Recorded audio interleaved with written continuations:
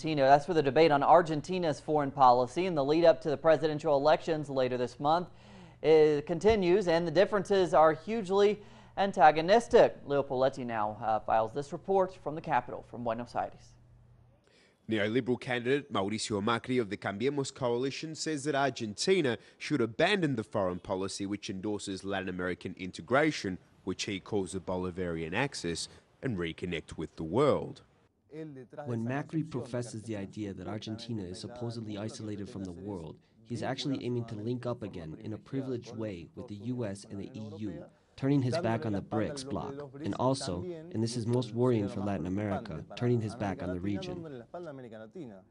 On the other hand, Daniel Scioli of the ruling Front for Victory coalition has ratified that it will continue to build on the foundations laid since the late Nestor Kirchner took office in 2003 and the two Cristina Fernandez administrations that followed, with the strengthening of regional integration through multilateral organisations such as UNASUR and CELAC.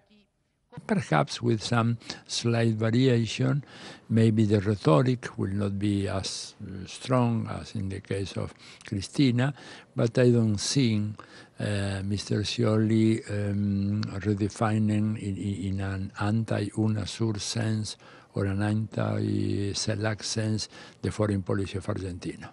Outgoing Foreign Affairs Minister Héctor Timerman says that whoever is sworn into office come December should carry on with the current foreign policy that not only promotes trade but also endorses human and social rights and the peaceful resolution of conflicts.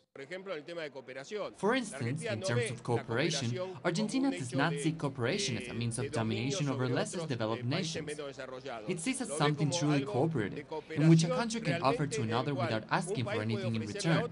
The practice of saying, "I'm here for you, but on the condition that you're obliged to accept a loan from my country, or that you must vote on how I say in the UN General Assembly," must come to an end.